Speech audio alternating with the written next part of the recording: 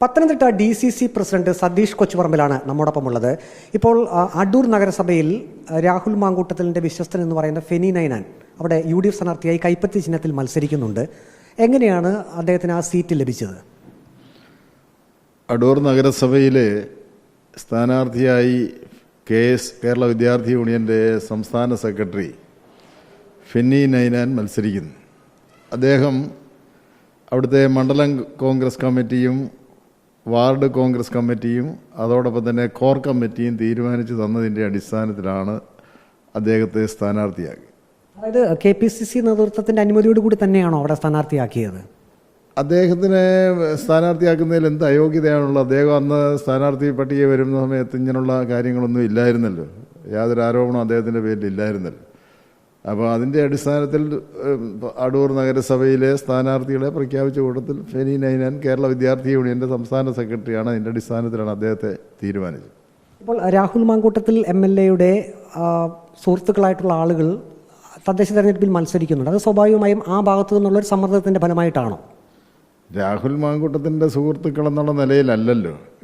ഞാൻ പറഞ്ഞില്ലേ, കേരള വിദ്യാർത്ഥി യൂണിയൻ്റെ സംസ്ഥാന സെക്രട്ടറിയായി പ്രവർത്തിക്കുന്ന അദ്ദേഹം നേരത്തെ വ്യക്തമായി ഇതിൻ്റെ KSUവിൻ്റെ തന്നെ നേതൃനിരയിൽ പ്രവർത്തിക്കുന്ന ഒരാളെന്നുള്ള നിലയിൽ ആ വാർഡ് കോൺഗ്രസ് കമ്മിറ്റി തീരുമാനിച്ച് തന്നതിൻ്റെ അടിസ്ഥാനത്തിലല്ലേ സീറ്റ് കൊടുത്തത്. അല്ല രാഹുൽ മാങ്കൂട്ടോ ഇതുമായിട്ട് എന്തോ ബന്ധമാണെന്നുള്ളതൊന്നും നമ്മൾ നോക്കേണ്ട കാര്യങ്ങളില്ലല്ലോ. അപ്പോൾ ഇന്നലെ രാഹുൽ മാങ്കൂട്ടത്തിനെതിരെ രണ്ടാമതൊരു പരാതി ഇമെയിലായി അത് KPCC പ്രസിഡന്റിന് വന്നിരുന്നു. അത് പോലീസിലേക്ക് സ്വാഭാവികമായിട്ടും കൈമാറിയിട്ടുണ്ട്.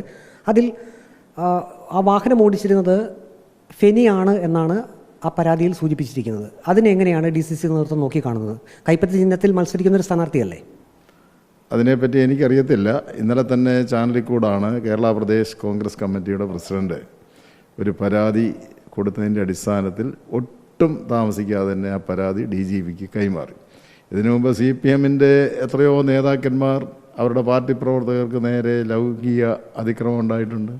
പാലക്കാട് ഷൊർണൂർ MLA ആയ PK ശശി ആ പാർട്ടിയിലെ പെട്ട ഒരു വനിതയോട് മോശമായി പെരുമാറിയെന്ന് വ്യക്തമായിട്ട് പോലും അതിനെപ്പറ്റി അന്വേഷിക്കാൻ തീരുമാനിച്ചാര പാർട്ടിയുടെ ആളുകൾ AK ബാലനെയും PK ശ്രീമതിയും ഒക്കെ ഇല്ല. ഞങ്ങളത് ചെയ്തില്ലല്ലോ.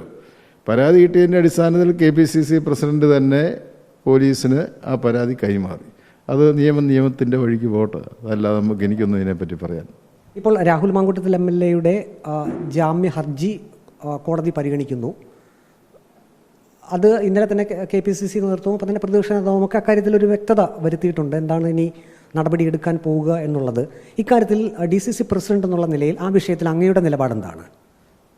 എനിക്ക് പ്രത്യേകിച്ച് നിലപാടുകൾ എനിക്കെടുക്കാനൊക്കത്തില്ലല്ലോ. അതൊക്കെ കേരള പ്രദേശ് കോൺഗ്രസ് കമ്മിറ്റി തന്നെ എടുത്തിട്ടുണ്ടല്ലോ. ആദ്യം തന്നെ ഒരു പരാതി ലഭിച്ചതിൻ്റെ അടിസ്ഥാനത്തിൽ അന്ന് തന്നെ പാർട്ടിയിൽ നടപടിയെടുത്ത കോൺഗ്രസ് പാർട്ടിയല്ലേ. CPM ഒന്നും എടുക്കുന്നില്ലല്ലോ അങ്ങനെയുള്ള നടപടി.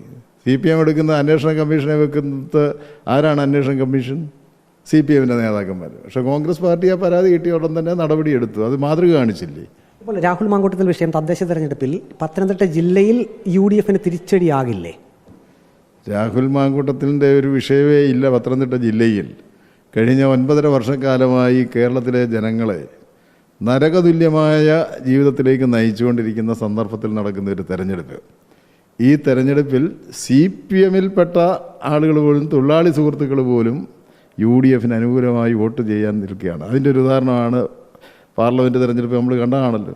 പാർലമെൻറ്റ് തെരഞ്ഞെടുപ്പിൽ നല്ല ഭൂരിപക്ഷത്തോടു കൂടി ആൻ്റോ ആന്റണി ജയിച്ചത്. അതിനുശേഷം ജില്ലയിൽ നടന്ന ഉപതെരഞ്ഞെടുപ്പുകളിലെല്ലാം തന്നെ ഭൂരിപക്ഷം സീറ്റുകളും CPMൻ്റെ കയ്യിലിരുന്ന സീറ്റുകൾ കോൺഗ്രസ് പിടിച്ചെടുത്തു. ഇത് അടുത്ത അസംബ്ലി തെരഞ്ഞെടുപ്പിൻ്റെ മുന്നോടിയായിട്ടുള്ള ഒരു റിഹേഴ്സലായിരിക്കും. ഈ ഗവൺമെൻറ്റിനെ ജനങ്ങൾ വെറുത്തു. രാഹുൽ മാങ്കൂട്ടത്തൊന്നും ഇതൊന്നും ഒരു വിഷയമേ അല്ല ഈ വിഷയം. അവസാനമായ ഒരു ചോദ്യം കൂടി. ഇപ്പോൾ KPCC നേതൃത്വത്തിന് കിട്ടിയ പരാതി പോലീസിലേക്ക് കൈമാറിയിട്ടുണ്ട്. സമഗ്ര അന്വേഷണം വേണമെന്ന് തന്നെയല്ലേ രണ്ടാമത്തെ പരാതിയിൽ? പോലീസ് അന്വേഷിക്കണമെന്ന് തന്നെയല്ല അങ്ങയുടെ നിലപാട്? ഞാനിത് പറഞ്ഞല്ലോ, അത് നിയമത്തിൻ്റെ വഴിക്ക് പോട്ടെ. അതൊക്കെ അന്വേഷിക്കാൻ നമ്മളെ CPM കാണിക്കുന്ന പോലെ CPMൻ്റെ നേതാക്കന്മാരെ അല്ലല്ലോ അന്വേഷണ കമ്മീഷനായിട്ട് വെക്കുന്നത്. പരാതി KPCC പ്രസിഡന്റ് കിട്ടി. ആ നിമിഷം തന്നെ അദ്ദേഹം DGPക്ക് കൈമാറി. രാഹുൽ മാങ്കൂട്ടത്തിൽ MLA-ക്കെതിരായിട്ടുള്ള രണ്ടാമതൊരു പരാതി, ഒപ്പം തന്നെ അതിൽ രാഹുൽ മാങ്കൂട്ടത്തിലിൻ്റെ വിശ്വസ്തനായിട്ടുള്ള ഫെനി നൈനാൻ്റെ പേരും പരാമർശിച്ച വിഷയം, ഇതെല്ലാം നിയമത്തിൻ്റെ വഴിക്ക് പോകട്ടെ എന്നാണ് DCC പ്രസിഡന്റ് സതീഷ് കൊച്ചുപറമ്പിൽ വ്യക്തമാക്കിയിരിക്കുന്നത്. വീഡിയോ ജേർണലിസ്റ്റ് അജി കുടുംബനൊപ്പം reporter Praveen Purushothaman, in reporter, Pathanamthitta.